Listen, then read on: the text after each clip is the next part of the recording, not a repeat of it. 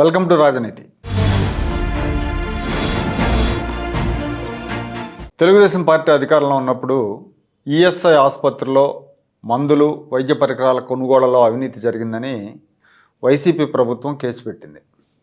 ఇందులో కీలక పాత్రధారి అప్పటి కార్మిక మంత్రి, తెలుగుదేశం పార్టీ ఏపీ శాఖ అధ్యక్షులు అచ్చెన్నాయుడు అని టెలిహెల్త్ సర్వీసెస్ లిమిటెడ్ అనే కంపెనీకి పనులు అప్పగించేలాగా అప్పటి ఐఎంఎస్ డైరెక్టర్ మీద అచ్చెన్నాయుడు ఒత్తిడి చేశారని ఈ కేసులో ఆయన్ను రెండో నిందితుడిగా చేర్చారు.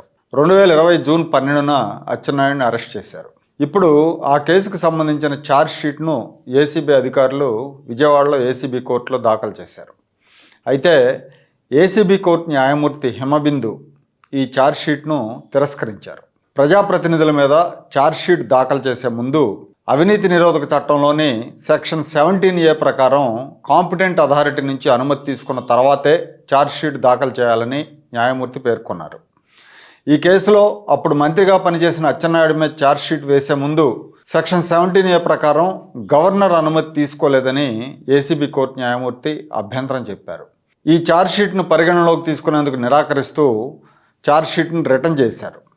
అయితే ఏసీబీ అధికారులు దీనికి సెక్షన్ 17A ప్రకారం కాంపిటెంట్ అథారిటీ అనుమతి అవసరం లేదని, ఛార్జ్ షీట్కు విచారణార్హత ఉందని కోర్టును అభ్యర్థించారు.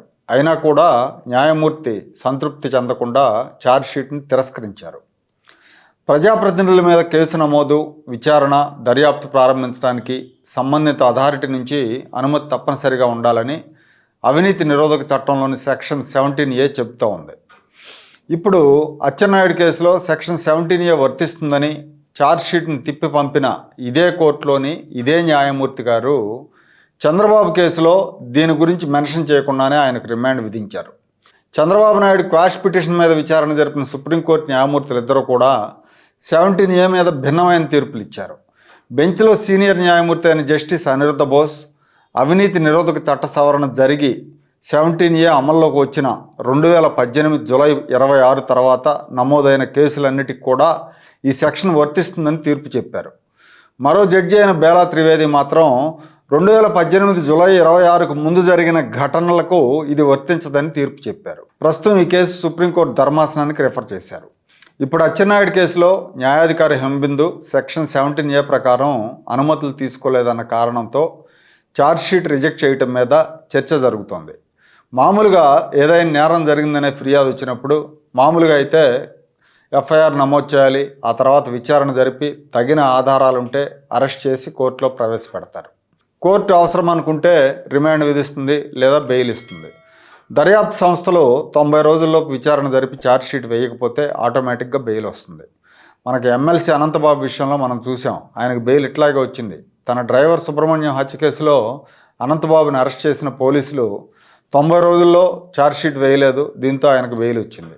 కొన్ని కేసుల్లో మాత్రం ఇందుకు మినహాయింపులు ఉంటాయి. విచారణ ప్రక్రియ సుదీర్ఘకాలం పడుతుందని దర్యాప్తు సంస్థలు కోర్టును కోరితే కోర్టు దాన్ని పరిగణలోకి తీసుకుంటుంది. ఉదాహరణకు జగన్మోహన్ రెడ్డి గారి కేసు. ఆయన కేసులో అనేక ఛార్జ్ షీట్లు, అనుబంధ ఛార్జ్ షీట్లు కూడా వేశారు. అందుకే ఆయన 16 నెలలు జైల్లో ఉండాల్సి వచ్చింది. మళ్ళీ మనం ఇప్పుడు 17Aలోకి వస్తే చంద్రబాబు నాయుడుకు రిమాండ్ విధించే విషయంలో 17Aని పరిగణలోకి తీసుకొని న్యాయస్థానం అచ్చెన్నాయుడు ఛార్జ్ షీట్ విషయంలో మాత్రం భిన్నంగా స్పందించింది. అది న్యాయమూర్తికి ఉన్న విచక్షణాధికారం అనుకుంటే దీని మీద ఉన్న గందరగోళానికి ఒక స్పష్టత రావాల్సిన అవసరం ఉంది. ఒక 17A అనే కాదు, చాలా కేసుల్లో కొన్నిసార్లు ఒక్కో కేసులో ఒక్కో రకంగా న్యాయస్థానాల స్పందన ఉంటుంది. ఉదాహరణకు ఆయేషా మేరా కేసులో సత్యంబాబు జైలు శిక్ష అనుభవించాక మళ్ళీ ఇప్పుడు కేసు పునర్విచారణ మొదలైంది. సత్యంబాబు కొన్నేళ్ల పాటు జైలు శిక్ష అనుభవించారు. అలాగే కోడికత్తి సీను విషయంలో కూడా అదే జరిగింది. దాదాపు 5 ఏళ్లుగా ఆయన జైల్లో ఉన్నాడు. అతనికి శిక్ష పడినా కూడా ఇన్ని రోజులు జైల్లో ఉండేవాడు కాదు. సాక్ష్యం చెప్పాల్సిన బాధితుడు జగన్మోహన్ రెడ్డి మాత్రం కోర్టుకు వెళ్ళడు. కోర్టులు కూడా తప్పనిసరిగా వచ్చి చెప్పాలని ఆదేశాలు ఇవ్వవు. ఇక్కడ బాధితుడు జగన్మోహన్ రెడ్డి, కోడికత్తి సీను అర్థం కావట్లేదు. దేశంలో ప్రతి పౌరుడికి ఒకటే న్యాయం ఉండాలి, ఆ న్యాయం రాజ్యాంగ హక్కులకు అనుగుణంగా ఉండాలి. కానీ ప్రస్తుతం అది జరగటం లేదేమో అన్న సందేహం వస్తుంది. దీని మీద సవివరమైన చర్చ జరగాలి. దేశంలోని మేధావులు, న్యాయకోవిదులు, మాజీ న్యాయమూర్తులతో చర్చ జరిపి ఇలాంటి గందరగోళ అంశాలకు తెరదించాల్సిన అవసరం ఉంది.